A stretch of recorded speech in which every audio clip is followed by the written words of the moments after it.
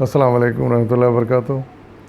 آج بھی میں آپ کے سامنے چند احادیث لے کر حاضر ہوں، ان کا ترجمہ سماعت فرمائیے۔ اعوذ باللہ من الشیطان الرجیم، بسم اللہ الرحمن الرحیم۔ پہلی حدیث ہے میرے سامنے اس وقت، بخار کو برا مت کہو، اس کا عنوان ہے۔ حدیث کا نمبر ہے 1497/61،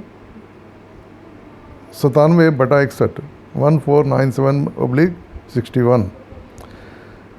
حضرت ابو ہریرہ سے روایت ہے کہ رسول اللہ صلی اللہ علیہ وسلم نے فرمایا کہ بخار کو برا مت کہو، بخار انسان کو گناہوں سے ایسے پاک کر دیتا ہے جیسے آگ لوہے کے میل کو صاف کر دیتی ہے۔ یہ ابن ماجہ کی حدیث ہے۔ اب دیکھیں کہ اس حدیث سے ہمیں اندازہ ہوتا ہے کہ اللہ تعالیٰ نے بخار جیسی چیز میں بھی انسان کے لیے کچھ فائدے رکھ دیے ہیں، اور گو کہ یہ بخار بڑی تکلیف دہ چیز ہے، جب آتا ہے تو پھر طبیعت انسان کی بڑی مقدر ہو جاتی ہے، اور بخار کی وجہ سے آدمی ہلنے جلنے اور کوئی دوسرے کام کرنے کے قابل نہیں رہتا، کچھ کھانے پینے کا دل نہیں چاہتا، اور طبیعت چاہتی کہ بس آدمی لیٹا رہے۔ لیکن یہ یاد رہے کہ یہ بخار بلا وجہ نہیں آتا، یہ کسی نہ کسی اندرونی جسمانی تکلیف یا بیرونی جسمانی تکلیف کی وجہ سے بخار آتا ہے۔ تو ہمیں ضرور غور کرنا چاہیے کہ یہ کس وجہ سے آ رہا ہے، کیا تکلیف ہے ہمارے جسم میں اندر یا باہر۔ اگر ہمارے سمجھ میں نہ آئے تو پھر ہمیں چاہیے کہ ڈاکٹر سے کنسلٹ کریں۔ لیکن اس حدیث میں جو بات کہی گئی ہے وہ یہ ہے کہ بخار کو بھی اللہ تعالیٰ نے ہمارے گناہوں کے تلافی کا ذریعہ بنا دیا ہے، اور اسی لیے حضور صلی اللہ علیہ وسلم نے ارشاد فرمایا کہ بخار کو برا مت کہو۔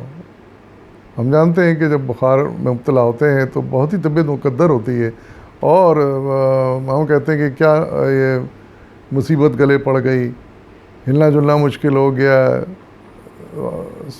آرام کی نیند نہیں ہو رہی ہے، کھانا پینا نہیں ہو رہا ہے، تو یہ کیا مصیبت گلے پڑ گئی ہے، کیا آفت ہے یہ۔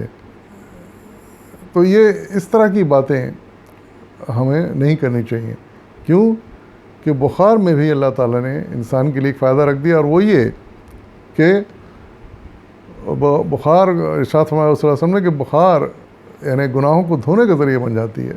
ایسے دھو ڈالتا ہے بخار گناہوں کو جیسے کہ کسی لوہے پہ زنگ چڑھ گیا ہو اور اس کو صاف کر دیا جائے۔ اندازہ لگائیے آپ کہ بخار یعنی ہمارے گناہوں کو کس طرح دھوتا ہے، اور اللہ تعالیٰ نے اس میں بھی انسان کی بھلائی رکھ دی ہے۔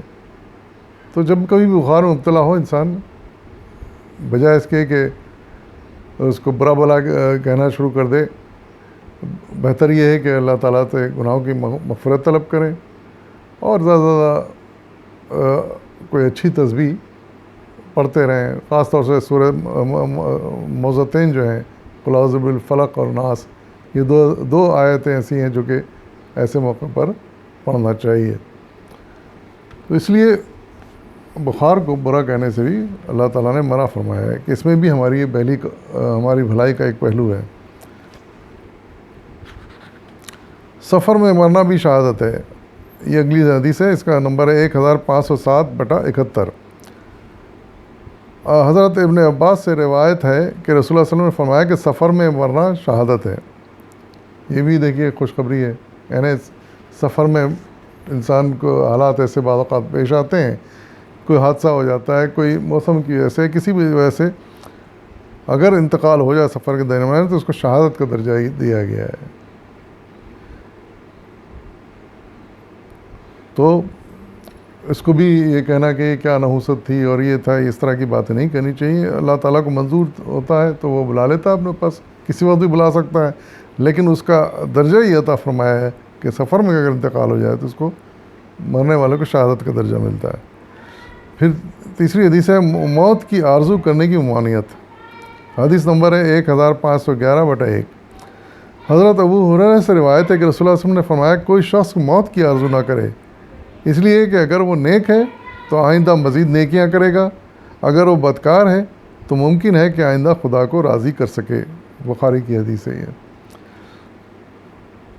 اس میں دیکھیے کہ کتنی اچھی نصیحت کی گئی ہے کہ ایسا ہوتا ہے کہ انسان کبھی حالات سے پریشان ہو کر، بیماری یا کسی تکلیف سے تنگ آ کر آدمی بے اختیار کہہ اٹھتا ہے کہ یا اللہ اس سے بہتر ہے کہ ہمیں موت دے دے، قصہ ہی ختم ہو جائے۔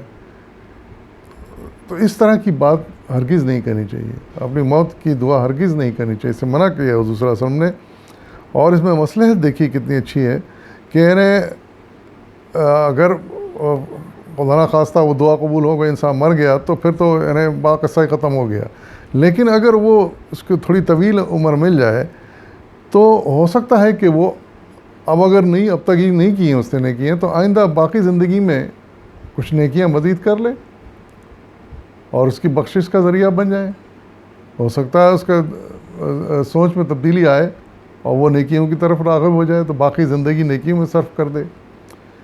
پھر اگر وہ اب تک برا رہا ہے، بدکار رہا ہے، تو ہو سکتا ہے کہ وہ واقعی زندگی میں خدا کو راضی کر سکے، یعنی مر جائے تو قصہ ہی ختم ہو گیا، لیکن اگر بچ جائے تو ہو سکتا ہے کہ اس کا ذہن میں تبدیلی آئے، اس کو کچھ سبق حاصل ہو اپنے ماضی سے، اور وہ آئندہ اپنے خدا کو راضی کر سکے اور اس کی باقی زندگی اس کی بخشش کا سبب بن جائے۔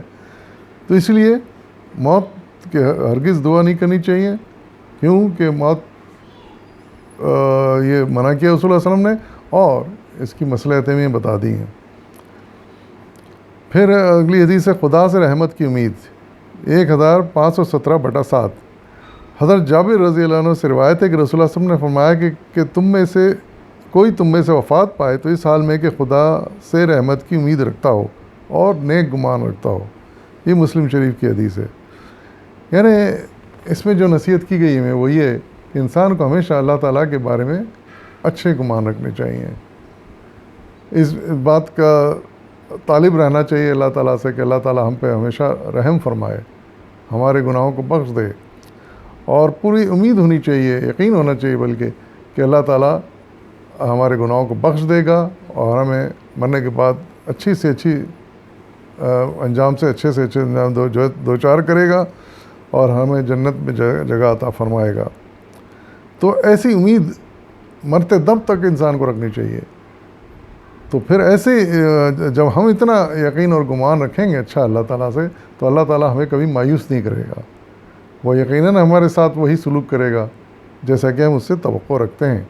تو اس سے ہمیشہ اچھی توقعات رکھیں، اور اللہ تعالیٰ یقیناً ہمیشہ ہمارے ساتھ بہتر سے بہتر سلوک کرے گا اگر ہم اس سے اچھی توقعات رکھیں گے اور اس کے احکامات کی پابندی بھی کریں گے۔ پھر اگلی حدیث ہے ہر نیکی صدقہ ہے۔ حدیث نمبر ہے 1799/6۔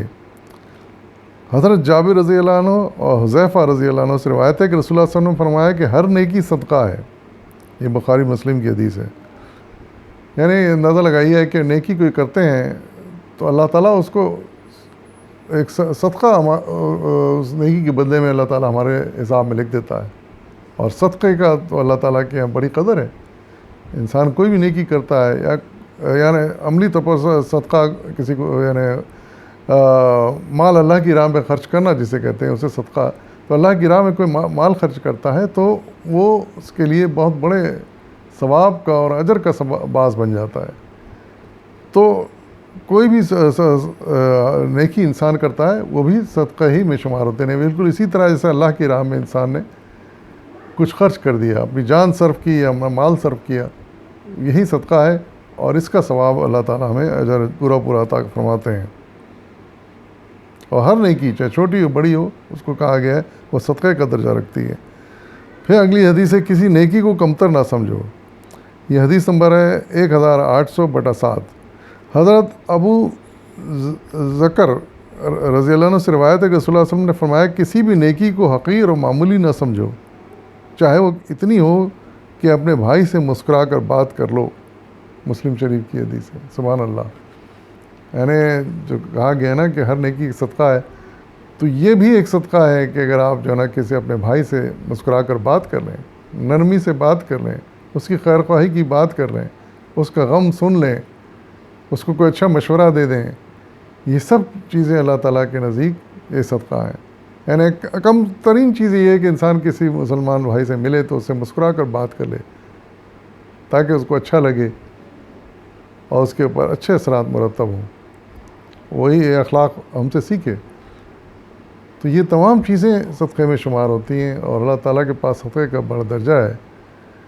جیسے کہ قرآن میں بھی ایک آیت ہے کہ انسان مرنے کے بعد جب دوبارہ زندہ ہوگا تو خواہش کرے گا کہ کاش اللہ تعالیٰ مجھے دنیا میں پھر بھیج دے تو میں اللہ کی راہ میں صدقہ کروں. تو اندازہ لگائیے یعنی یہی کام سارے اس طرح کے کروں جو صدقے میں شمار ہو جائیں اور میرے اجر میں اور اضافہ ہو جائے. تو یہ باتیں بڑی اہم ہیں. ان کو زندگی میں چراغ راہ بنا کے ہم کو ساتھ لے کر چلنا چاہیے تاکہ زندگی کی راہ ہمارے لیے بھی روشن ہو جائے اور دوسروں کے لیے بھی ہم اس راہ کو روشن کر دیں. اللہ تعالیٰ ہم سب کو اس بات کی توفیق عطا فرمائے. وآخر دعوانا الحمد للہ رب العالمین.